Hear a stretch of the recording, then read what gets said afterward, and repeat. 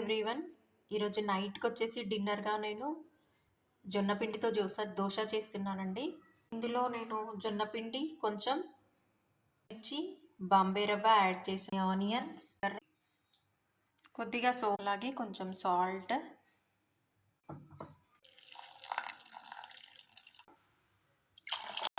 దీన్ని ఒక 15 మినిట్స్ పక్కన ఉంచాలండి. జొన్న అట్లలోకి కాంబినేషన్గా నేను ఉల్లిగడ్డ కారం చేస్తున్నాను.